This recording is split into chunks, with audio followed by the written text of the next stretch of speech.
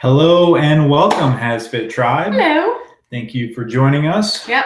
From sunny San Antonio, Texas. Yeah. Well, it wasn't sunny yesterday, but it's sunny today. Sunny today, that's all that matters. So we are. Yeah. So not quite as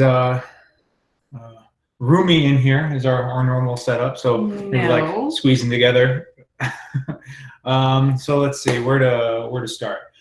If you are new here, feel free to drop us a question in the comment section at any time, which I haven't pulled up yet, so I should probably get. I was actually looking for it. I was like, where is it? I know. Okay, so if you're saying hello at this point, we can't see it yet anytime soon, so we're like running behind, trying to get the kiddos. We're just trying to get the kids out the door. Yeah, and hand it off. You know how that goes. Yeah, so thankfully we have Grandma here to help us out on that one. Yeah. You get the pop out chat. Hi, oh, we're almost there. Appreciate your patience. There you go. Pop out chat. Boom. And we're in. Okay. What? You know what you're doing. I'm quick. Like breakneck speed. Quick with it. Okay. Anyway, so if you're new here, like I said, feel free to just say hello or ask your question in the chat at any time. Yeah. And we have some questions that were submitted beforehand, and that's usually what we get started with. So we'll do that, and then also we do some life updates. So what's new with us, Claudia? Not a whole lot. She always says that, but I always feel like there's a lot going on. My mom has been staying with us for 6 months to help me with the baby, and we're in Texas because we're basically like dropping her off / visiting family, and she won't be returning to Utah with us. So I'm a little sad about that. I'm a little nervous. Yeah, we're losing our help. Anyway, but we can handle it. That's a major life update. That's rocking my world. We're grown-ups. And then let's see. I know I've kind of like hinted towards it, but for those that didn't know or just want more information, I've been continuing to work on a new project. So it's definitely like a lot of like the stuff that we've done with HASfit like correlates, but it's not business-wise, it's not connected with HASfit. So the name of the new company is called Wellthon, and we are specifically building an exercise platform for older adults as well as people with specific disease states. Our first program is going to be a Parkinson's specific exercise program. So this program has been clinically validated to reverse the symptoms of Parkinson's or dramatically reduce or delay the onset of them. So we're really excited about that. Just something different, just continue to make a positive changes in the world. Positive impact. Yeah, so that's kind of like high level what's going on with us. We're here for another 5 days or so before we head back home. Mm-hmm. Okay, so we got a couple comments in the chat. We got Becca has got an early question. Hello, Becca. And then we got Rosita. Hello from Italy. Hi, Rosita. Hi, Becca. What the heck? Let's go ahead and get started with Becca's question just because. You want to read, Becca? Can you read that? Yes. She was in a car crash 2 weeks ago. I'm so sorry to hear about that, Becca. Shoulder pain diagnosed as bursitis. Should I wait till the pain is gone to start rehab workouts like your rotator cuff, or can I start now? Yeah, so I mean, well, I guess that depends on if she's been cleared. Yeah, I was gonna say first thing I would, I mean, honestly, that's your physician's gonna know better what your specific case. I wouldn't say that you certainly aren't gonna don't expect to have the pain completely gone before you're able to start rehabbing it. Unfortunately, that's just not the way it works. So you definitely are gonna experience some pain. 2 weeks is a little. Generally speaking, 2 weeks is a little early. Usually maybe more like 4 weeks, just to make sure like any contusions or any inflammations kind of calm down. But again, I'd go with what your doctor says. But that sounds like that'll be the appropriate routine for you. Maybe give it another couple weeks. Let's see, what do we have? Let me pull up usually I have like all these like big monitors that we're over here, we have questions over here, and now everything is on my like little laptop screen. So it's a little harder to navigate. Well, hey, a little bit. Yeah, spoiled. I'll take that. That's true. Okay, so let's see. Questions that were asked ahead of time. I'll read this one. It's from Paula. Paula says, I was amazed at how unbelievably fit and awesome Claudia looked so soon after her pregnancy. I'd love to know how she did it. I'd love to know too. How I did it. Okay. Well, thank you, Paula. I'll hang up and listen. So well, first off, I really kept my food intake in check. In the first trimester, you don't need to eat any more calories than you were already eating. In the second trimester, I think you only need to increase it by 200. And the third trimester, I think anywhere from 300 to 400 extra calories. So I kept a food log. I personally have a good relationship with food and with tracking my food, so it doesn't bother me. Some people can get really bogged down in all the details and kind of take it to an unhealthy place. But I tracked my food, and I also just really strength trained. I did a lot of walking. I also had pubic symphysis dysfunction, where that little piece of cartilage that connects your pubic bone, it gets really loose and can cause a lot of pain. So I really just adapted my workouts to be able to keep working out. So instead of doing like single leg things, I would just be on both of my feet, and just kept my distance between my feet. Like when I squatted, I kept my distance closer. So I think the short answer is it had less to do with you recovering after pregnancy and more about what you did. Oh, right, totally. Yeah, right? Sorry, I went off on a tangent, but no. A little bit. I really just stayed active and watched what I ate, so that when I had the baby, I knew that I wouldn't be able to work out for a while. Because I think I took about 60 to 90 days off from working out. I would do walks when I felt comfortable. But I also just did a lot of core connection breathing, probably day 2 or 3 after having Judah. So I just did a lot of internal core work where you're making sure to connect your breath to your transverse abdominis, which is the innermost and all that's muscle. And all that is in the prenatal program right. as well. So please check out the prenatal program if you have access to it on the app, and you'll see what I'm talking about in reference to that. But that definitely helped. Next question is from Kate. Sorry. Hi, Coach and Claudia. Any tips for working on really tight shoulder, upper back muscles? My goal is to actually be able to do the wall angel. My arms are not even close to touching that wall right now. Consistency. As far as like that specific drill is concerned, the wall angel drill, you can perform that one from the floor at any time. So it's a little easier when you have gravity working with you. It also makes it a little easier just to like keep your alignment right. So I'd say the floor is maybe like the modified version of that. So if that's a hard one for you, you can just anytime we're doing the wall angel, which for those of you that don't know, you're up against the wall, you try to bring your arms up and down while keeping contact on the wall. That is a hard one. It is a hard one. It's hard one for us, especially after like the routine. Like mine, I always like look at mine on video and I'm like, oh, like, I mean, because they look rough like after the routine. If I just like did them right now, they look pretty good. But so I think it's just going to be consistency. We do have a shoulder stretching video you could check out. Like if your shoulders particularly don't have the mobility you want, that's something you could incorporate into your routine, 3-4 times a week. So I think it's just, don't expect it to come overnight. Just stay consistent with it, but it will come. Okay, let's see who's up next. We have Holly Hicks. Holly. Hey y'all. We're in Texas, so y'all, that sounds about right now. Do you have any tips for breathing while doing plank exercises? I often struggle with keeping my core tight and breathing at the same time. Often I have to take a break to catch my breath before moving on to the next exercise. Is this because my core is weak? You guys love those planks and bear planks. Okay, so she's got a second question I'll wait for. Yeah, tips, Claudia. What I mentioned just beforehand, core connection breath, it's very, very vital to work on proper breathing before you get into planks and things of that sorts. My diaphragmatic breathing video is on YouTube. You can search that out, and it's more of an instructional video on how to properly breathe through exercise, so that you're connecting your pelvic floor, especially if you're a woman and you've had children. It's really important. And then there is also another good maybe core workout would be diastasis recti routine that we recently released.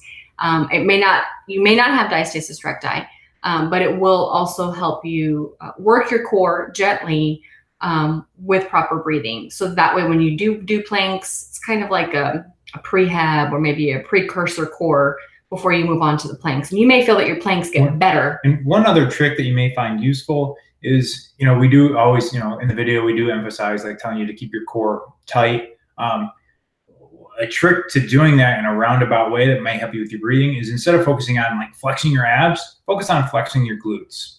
So if you focus on flexing your glutes during a plank, then innately your core does stay tight, and but then that may make it easier for you to breathe if that's the vision, if that's the cue that you're thinking about. So give that a try as well, instead of like focusing on like squeezing your abs. Instead of that, focus on squeezing your glutes, and it'll help you still keep that same angle. Let's see, we got in the chat, Gino J. Hey, Coach and Claudia, so great to see you live for the first time. Hi, Gino, welcome. Hello. And then Emily, Claudia, your nails are so pretty. Thank you. I actually had a manicure this week for the first time ever in like, I don't know, a year. Ever. In a really, really long time. Yeah. So thank you for noticing, Emily. Let's see, who's up? Jane. Oh, wait, no, sorry. Holly had a second question. I'll let Claudia read it. On an unrelated note, why are Coach's knuckles always so beat up? I have noticed at the last couple hangouts. I appreciate both of you. He likes to punch the wall. No, don't be spreading rumors. Making me look like I got like anger issues. He likes to punch the wall out of anger. No. Yeah, right. No, just kidding. Just kidding. Don't be putting that on the Twitter sphere. Right. No, actually, just from hitting the heavy bag. So like, if I'm using like a full glove, it protects my hands, but I'll often use like MMA gloves, so I can like alternate between hitting the heavy bag and doing things like pull-ups. So I can still use my fingers, and it exposes my knuckles, so they'll get beat up a little bit from hitting the heavy bag. I don't have a day job, so like there's nobody to tell me not to come into the office with bloody knuckles. So I know I'm strange. My apologies. Okay, let's see. What else do we have? Moving on. Question from Jane. I'm a 45-year-old female and I haven't lost a lot of muscle. Oh, and I have lost a lot of muscle in the last couple of years, and I've gained more than a few pounds. My question is, I have a lot of shoulder burn. Sorry, I made it bigger so she could see, but then made her lose her place. Yeah, thank you. Shoulder burn that is kicking in almost instantly, and it has made the standing ab exercises pretty darn hard for me to effectively do them. Is it more important right now for me to focus on trying to engage my abs, or to continue to work on the entire move at my own pace until I build more endurance and more effectively engage my abs? I can definitely tell the difference when I am or am not getting my ab muscle engaged. It's quite a mouthful. Indeed. Okay, I'll try to summarize the answer. So essentially, so your shoulders don't burn out. I would say like less focus on trying to like, a lot of like our standing abs routines, like we'll add extra resistance by like holding on to dumbbells. If you're not doing that, your shoulders will probably last longer. So, if your shoulders are, everybody's gonna have a weak link. They're gonna have some part that gets, fatigued before others. So that just may be your shoulders, in which case, yes, I'd recommend not using dumbbells during them, or if there's opportunities for you to relax your arms to your side, and still do the same twisting or the same trunk rotation move, then feel free to do so. And you should still definitely feel the effects. So like maybe having your hands here or something. Yeah, like, if we're here, then, maybe you could be here and still like, feel the effects without having your arms out. Yeah, so, feel free to modify as needed. Let's see, what else do we have? Jay, I haven't seen that video, but I have a paralyzed diaphragm. Will it help? It's a very good question for your doctor. Yeah, I wouldn't feel comfortable answering that. I could give you a guess, but we don't like to guess. So if we don't have an exact answer, I'd say that's a better question for your physician who knows your case. Right, for sure. Gino, oh my God, wow, can't imagine you guys just mentioned me. Thanks so much. We are human beings. I know this may come as a shock. We don't wear workout clothes all the time. Yeah. Just normal people, really. I mean, truly. Let's see. Rosita, my boyfriend has got a little problem in the left knee tendonitis. What kind of exercise do you recommend? Is there a specific exercise that he can do, or just wait till it's gone? It's hard to give a great recommendation when you don't necessarily know what's causing the tendonitis. Often tendonitis is caused by overworking. So like, if he's running a lot, then, maybe the answer is stop doing so much running. If he's on his feet all day, then maybe the answer, like at work, maybe the answer is better shoes. I was going to say shoes.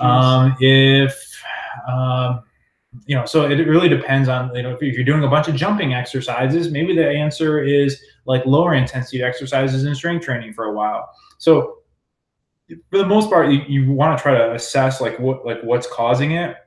And you can still train, but just do something different. Something that's like good, like rehabilitation for the knees, generally speaking, is always going to be cycling, or like a recumbent stationary bike is always helpful for them.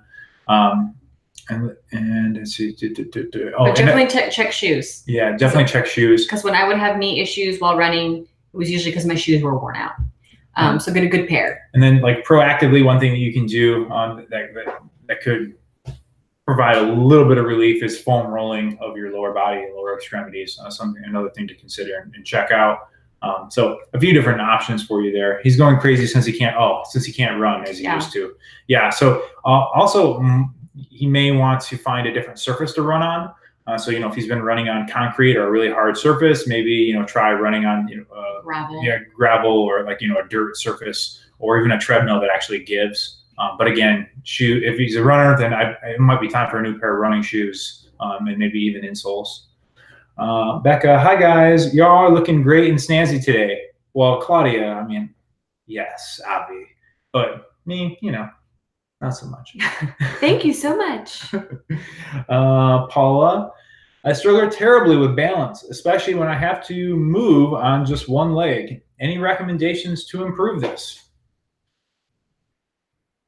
Oh, is that for me? Sure. Or is it... if you're having balance issues, I mean, you can definitely hold on to a chair, or a high countertop or something as you're going through the moves on one leg. And then for me, what really helps me with balance is just focusing my eyes on one particular thing, whether it's on the wall, whether it's on the floor, and just really concentrating on the movement. Exercise is such a brain exercise as well. Sometimes it just takes an extra focus to keep and maintain that balance as you move forward or move down or whatever it is that you're doing. Yeah, I think it's important to note that, like, innately by design, one leg exercises are supposed to be challenging your balance. Like, it's supposed to be hard. That's the whole point. Like, and if you're doing one leg exercises and they're all easy, then you need to be increasing the difficulty in some aspect. Right. So like, but if they're just like so difficult that like you can't even like essentially get good work in, if you will, then yeah, I think one of the best things you can do is, like Claudia mentioned, either get yourself next to a countertop or bring a chair over and essentially, touch the chair when you need help, but touch it just enough to complete the exercise, and not so much where you're just like completely stabilizing yourself. Otherwise, it's going to defeat the purpose. And then so the anticipation would be, over time, you would need the chair less and less, and so you can kind of like wean yourself off of the chair. But again, consistency. All of these issues that people have questions about, whether it's shoulder burnout or mobility or balance, just continuing to be consistent in your exercise, and I promise you're going to see improvements in the way that you move. Yeah, I mean, it's cheesy, but it's the truth. It just, that challenge is where change comes from. So, that's how your body's going to improve. Right. If it's not supposed to be easy right away. Let's see. Sonia had a question beforehand. If I want to combine upper and lower body workouts on the same day, which should I do first? How much weight does Claudia use when she isn't modifying moves to be easier? i.e., how much weight should I be striving to? I'm a 57-year-old female. I want to work carrying my 50-pound dog up and down the stairs safely without hurting anything. I'm not sure how to get there. Wow. You got a big old puppy. Big dog. So let's break that one down. I want to combine upper and lower body workouts on the same day. Which should I do first? doesn't really matter. There's no preference whatsoever. I mean, if you want to work upper and lower body on the same day, then honestly, you should probably alternate. Well, that, or yeah, I mean, if you're doing like a specific upper body workout and a specific lower body workout, usually those are like done on separate days. But if you want to work both your upper and lower muscle groups on the same day, then I would just recommend performing a total body workout. This is just going to be more efficient use of your time. So I wouldn't even recommend doing first an upper and then first a lower. I'd recommend just doing the total bodies. Right. How much weight do you use, Claudia, when you aren't modifying? I don't know. I mean, it depends on what move I'm doing. If I'm doing a back squat, I don't know, maybe 115 pounds on a back squat. You know, if I'm doing a chest press from the floor, maybe I'm using 25 to 30 pounds. Depends on how many reps I'm doing, depends on how many sets I'm doing. So there's really a lot of different variables. And honestly, and we purposefully like don't talk about the weights that we're using in videos, right, or you know, a lot of times in these we kind of sidestep those questions. And you know, there really aren't too many things that we sidestep. We're pretty transparent, like, you know, with you all. But weight is something that the weight that we use is such a personal thing. You know, it's really dependent on your needs. And so the last thing that we want you to do is be like, oh, well, that's what Claudia uses, so that's what I should be using, or that's what I should be striving to use. Right. You know, so there's, you know, we're all so different that really, I think a better question for you to be asking is how much weight should I be using? You know, and that weight is going to be a weight that challenges you for the prescribed repetition. So, you know, if you're doing you know, what are our total body workouts, and we're doing 2 sets of 12 repetitions for the exercise. Well, on that second set of 12, like reps 9, 10, 11, and 12 should be really tough. And like that last 12th rep should just make it. And man, I just got it without compromising my form. So right, that's kind of what you're striving for. And then you're trying to, you know, incrementally increase that weight slowly over time. Right. Okay, so let's see. There's some more in the chat. Rosita, by the way, thank you sincerely for what you do. You're changing my life. I disagree, Rosita. Only you can change your life. We're just a couple people on the internet. I love you though, but it's all you, girl. Even though I can understand just half of the things you say, I'm improving my English, not only my strength. Well. Awesome. That's a cool thing. Your writing in English is. I was going to say, I would have had no idea. Amazing. Exactly. I was going to say, I would have no idea that English wasn't your first language from your comments. So it must be working, whatever you're doing. Great. Jay, the plyo boxes are a little expensive. Do you have any other, do you have another suggestion for step up lifts? Milk crates, if you have access to those, work well. If, you know, bricks, like actual like large concrete bricks can work, and I've seen those used effectively. Depending on if you have any stairs in your house, those can work. Depending on like the exercise, sometimes just stacking books can work. A sturdy chair can work. So yeah, I mean, just be creative. Improvise. It depends on what you have. Yeah, the plyo boxes are definitely, you know, and then they take up a lot of room too. Not always the best option. So I would just say improvise, you know, especially if you're just doing step ups and you're not jumping on them. You know, they just need to be strong enough to hold your body weight. Yeah, and not, you know, be shaking all over the place. I want to read Mandy's question there. Yes. Do you recommend lifting until failure frequently to build strength and muscle? There is no one right answer to that. I would recommend you insert variables into your routine. So, you know, if you've been doing nothing but lifting until failure, then I would say mix it up. If you never lift to failure, then I would say, yeah, lifting to failure is one of the best things that you can do right now to mix it up. So, you know, lifting to complete failure doesn't always make sense, especially if you're like lifting a lot of weight, or, you know, or doing like lower repetitions, you know, for strength and power. But if you're doing if you're in like the 8 to 12 rep range, then it makes more sense. So I would just say mix it up. There's no right or wrong answer. Yeah, there's no like one answer. You know, again, it kind of goes back to my standard reply anytime anybody says, well, what do you recommend for this? It's, well, whatever you're not doing right now. You know, your body is so smart that it's always adapting to whatever stimulus that you're you're giving it, and that's where that improvement comes from. But the second it gets used to anything, then your body just stays stagnant and balances out. So I would recommend, more than anything, I'd recommend mixing up your routine. Let's see here. Want to read? Sure. This is from Kelly. I need help with my VMO. Vastus medialis obliques. Thank you. Had to stop running due to knee pain. Apparently, I have underdeveloped VMO. Who knew? Love your 20-minute workouts. Allows for warm-up and stretching afterwards. Thank you for everything you do. You're welcome, Kelly. For context, sorry, like I said, we're a little tight. We're in a little tight spot. A little tight in here today. So your vastus medialis oblique is this guy over your knee right here. Oh, short's a little tight. All right, so pretty common for individuals to have an underdeveloped vastus medialis. Different things can cause that, like for instance, if you're doing a lot of running, or maybe you're doing more like only HIIT but not incorporating enough strength training, a couple things, or maybe you have a really strong hamstring and glutes and they just take over anytime you do lower body exercises. Those are all common. Or if you had like a knee injury previously, then a lot of times like that muscle won't want to fire. So those are all kind of like high level reasons why you may have a underdeveloped VMO. So just apparently have.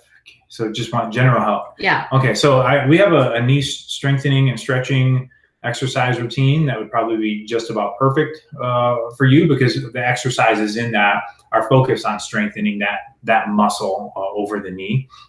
And then in addition to that, again, I kind of mentioned it earlier, but a great option is riding on a stationary bike. So I'd like turn up the resistance on that stationary bike, and then you could do like sprint intervals. So instead of doing like just like 20-30 minutes at the same pace, instead you turn up the resistance and we do, let's say 10-15 seconds, like as fast as you can, like with that high resistance, and then turn the resistance down and do like 45 seconds of like a more moderate pace. Repeat that interval for like 10 minutes. Yeah, for like 10 to 20, 15 minutes. Yeah, 10 to 20 minutes. So those are a couple tools that you can use.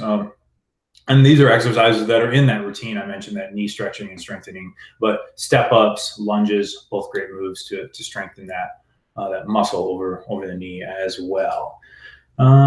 Let's see. We had from Becca. My wrists are weak. They get sore with any bodyweight push-ups. Any simple exercises that will help strengthen them? Would you ever recommend wrapping them or other modifications? Yeah. So a lot of times, your wrist may be weak, but usually it tends to be weakness is usually confused with tightness or like overworked. Like could be you're on a keyboard all day, or you're driving, holding a baby on your phone. All of those things kind of like can overwork the wrist. So I'd say like a stretching, like a consistent stretching routine with them. And guess what? We do have a wrist stretching routine, so we got you covered. I would definitely check that out as well. And that may provide some relief. But in response directly to like getting down into that body weight push-up position, we've answered this a couple of times before. It's a fairly common thing, again, just because our lifestyle ends up taking a beating on our wrist. Our two suggestions are, one, yes, like a weightlifting wrist strap where it's like a Velcro tight strap. You can find them really anywhere, Amazon, for like $7-8, relatively inexpensive. While performing those exercises is helpful. And then the second thing is they're called push-up bars. So instead of like, you put them on the floor, and instead of like when you're down there, like having your wrist like so, you're able to like grab this bar and keep your wrist tight and straight and locked. And so if you do a Google search for weightlifting wrist wraps and push-up bars, those are two tools that can help you to incorporate into the routines as you will. Or even modifying your push-ups, bringing it up to maybe taking it off the ground, bringing it to a countertop, or maybe the arm of a couch or something along those lines. And then just making sure that you're having good form, that your arms are 45 degrees relative to your body in the plank. So form is also very important. I concur. Wanna read this one? Okay, so Gino has 3 questions for us. So let's start with that. So Gino started running about a year ago. He wasn't aware that he was supposed to warm up before running. He would put on his shoes and run for 45 to 60 minutes. So he started noticing that he would get pain on the outer side of his left leg thigh, and the pain extended towards his left knee. So he continues to have this knee pain. Any idea of what that knee pain could be? Yeah. So just from, I mean, I have a preface this with, I have a 3-sentence description to go off of. So my best guess from this much information and not seeing you in person is it sounds like you might have tight IT bands. And so, you're like, oh, I have knee pain, but actually, so your IT band, which is your iliotibial band, for those scoring at home, starts here up at your hip flexor and then runs down to here on the outside of your knee. So if you're experiencing pain on the outside of your knee, like in this region, most of the time it's actually just because of tightness in this band that runs in here. So the best thing you can do is foam roll. You can do some stretching for it as well. There are like IT band stretches, and we include those in several of our routines, but foam rolling is great for it as well. But however, if you're experiencing pain in the front of the knee, like here, that's more patella tendon pain, which is more going to be like tendonitis from like, and then I would revert back to our suggestions earlier about, I think it was somebody's boyfriend with his tendonitis. His tendonitis, which is like, hey, check your shoes, check the surface you're working out on, check to make sure you're not overtraining. So it kind of depends on like where that knee pain is. So again, if it's on the outside of the knee, then really, and again, it kind of like leads me to believe, because you're talking about that extends my left leg, my left thigh, you're talking about the thigh down to your knee. That sounds like iliotibial, but so if it is on the outside, I'd say again, it's actually that tendon that runs down. If it's in the front, it's going to be more tendonitis, patella tendon pain. Okay, so there's the first one. Let's move away for a second. Yeah. Jay asks, Claudia, did you ever go over to Kama's for a burger yet? No, I haven't gone over to Kama's for a burger. Context? Last Patreon Q&A, Jay was in Utah, and he said one of the best burgers he'd ever had was at this place not far from our house. Anyway, and I told him I love hamburgers, and he's asking me if I've gone there yet. And but you did have a hamburger recently. I did have a hamburger. Well, I'm from Texas, so Whataburger is king around here. So I had a Whataburger as soon as we got off the plane. Like literally, it was like before we're like, okay, we got a rental car. Before I saw my family. We're like, we got the rental car. Now we're going to Whataburger. Family, we'll see them when we see them. So if you're ever in Texas, or I think they're like in New Mexico and Arizona and some places sporadically, stop and have a Whataburger. Let me know what you think. Okay. So let's go. Gino's Corey number 2. Okay. When I do dumbbell squats, I always get a pop in the left knee when going down and getting the legs parallel to the floor. It doesn't make a cracking noise like shoulders, but I can definitely feel a pop inside the same left knee when going down into a squat. So generally, one, if there is no pain associated with cracking, popping, that's not just knees, but applies to other joints as well, then it's something to worry about. Different causes. From your description, when you say pop, generally a pop indicates some type of instability. So maybe you had like a knee injury previously, you didn't even know it, and you hit just the right angle, the right knee bend, and you get a little bit of instability in your ligaments and tendons. But like a gentle pop and right back in alignment, not something to be concerned about. Again, it doesn't sound like you're having any pain associated with that. Yeah, no swelling, no inflammation. And normally you'll find that the popping and cracking will go away as you continue to progress through the movement. At least for me. So could also be like, again, could also be like your meniscus worn down, which is like basically like the shock absorber, like the cushion in your knee as well. So when that gets worn down, you get a little more bone on bone. Again, if there's no pain, not something that I'd necessarily worry about or lose any sleep over. Right. Becca, thank you so much. I hadn't found your wrist video, but just did now. Thank you. Yeah, as a general rule of thumb, if you're experiencing any type of pain, I would say just do HASfit and then that body part. And we got you covered, because I mean, we got like 1700 videos, so you'd be surprised. We got some. Right. And there is actually a rehab tab on HASfit.com. Yeah. With all of our rehabilitation, and on the app with all of our rehabilitation videos. Yeah. So again, check it out. When in doubt, check it out. Just Google HASfit, whatever your issue is. And for the most part, I mean, we have a lot of like those niche ones covered. So we try our best. Okay. Third question from Gino. Gino, numero tres. Gino's killing it with the questions. Also, is it easier to squat with a barbell than with a dumbbell? Because when he goes heavy on dumbbell squats, he feels a lot of strain in his arms and shoulders just to hold the dumbbells. Should he swap out the dumbbell for a barbell? Or do a goblet squat, because goblet seems easier for him? That is a loaded question, Gino, so I'm going to try my best to summarize and answer. A barbell squat is not better or worse than a dumbbell squat. It's just different. So as you noted, doing a barbell squat can take, the strain. Doing a dumbbell squat obviously is also going to work your grip, your forearms, your biceps, your traps, just to hold the dumbbells. And your grip. And did you say that? I did. Sorry, I was having good thoughts about barbell squats. That's okay.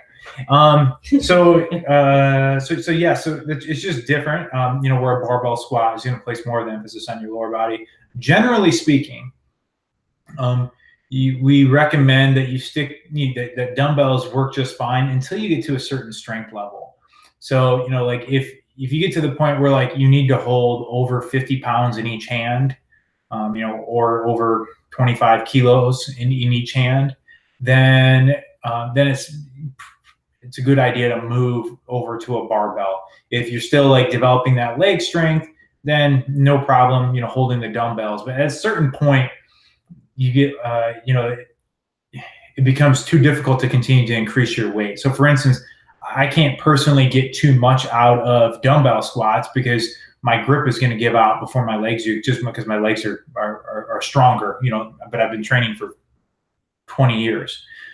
So, it takes a little bit to get to that point. So generally speaking, it's like more of like a progression, right? So, in any of our videos that we're doing dumbbell squats, you could feel free to incorporate dumbbells. You incorporate a barbell if you have availability to it. And then a goblet squat is it's just different. Now you're working different upper body muscles to hold it, as well as now you're working more quad than hamstring and glutes because you're putting the weight in front.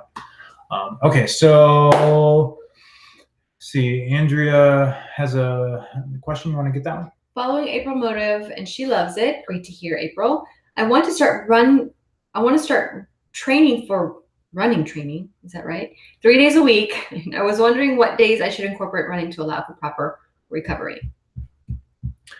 So it was. So I'm not sure what your running volume is, but you may actually be better off following our endurance companion at 3 day. By the time you get to 3 days, unless you're talking about running like a half mile or something really low volume. If you're talking about a low volume, then lower volume runs, then I would say, it's the Motive is on like a 7-day calendar. So you might just want to extend that to like a 9-day calendar, so it takes you longer to get through the same routine where and then just insert the runs along, on the additional days, if you will. But if you're doing higher volume runs and like, you're training for, let's just say you're training for like a 5K, 10K, half marathon, whatever that may be, then I'd say you're actually better off switching to the Endurance Companion program, which includes like total body strength training days, but it also includes like all like more specific recovery for endurance athletes, as well as more specific stretching mobility drills as well. So kind of give you the two variables there. You can kind of decide which one is right for you. Right. And then a question from Jenny. Any specific type of workouts that you can recommend for fibromyalgia? Love your videos. You're my favorite trainers. Thank you, Jenny. That's very sweet. Yeah. So I think, fibromyalgia is an interesting beast. And that scientists and doctors still don't totally understand. Like, and you know this, Jenny, if you're suffering from fibromyalgia, they don't totally understand the disorder. So in my experience, it tends to be whatever your body can handle. So everybody's a little bit different, but in my experience, the things you want to put extra emphasis on are your stretching and your mobility training. So I would get in at least 2 of those like 30-minute total body stretching videos we have like every week, because you have a tendency to become much more tight, and the tighter you are, the more pain increases. And I would also stick to our low impact routines and our strength training routines. And I would stay clear away from anything that's like jumping, like high intensity,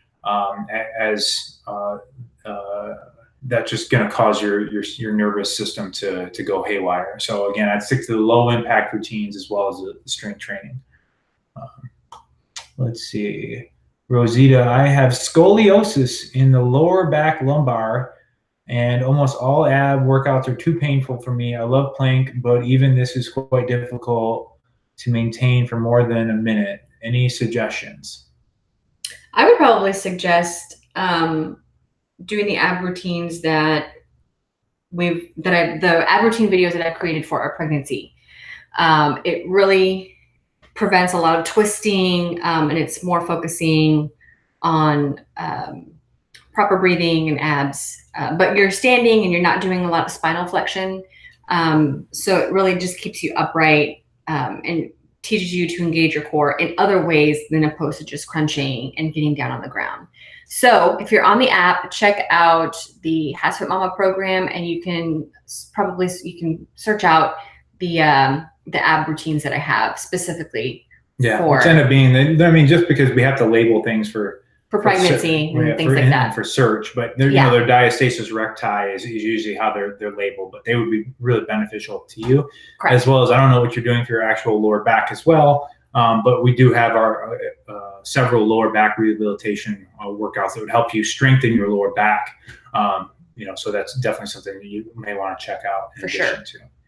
Okay, everybody, it's that time again. Thank you so much for hanging out with us and for all of your continued support. For sure. We love hearing from you, and just getting to interact with you is, you know, the highlight of our month. So, and getting to know you all. Yeah. Really cool. Yeah, exactly. So thank you so much for that. You know, until next time, I'm Coach Kozak. And I'm Claudia. And we will see you at your next workout.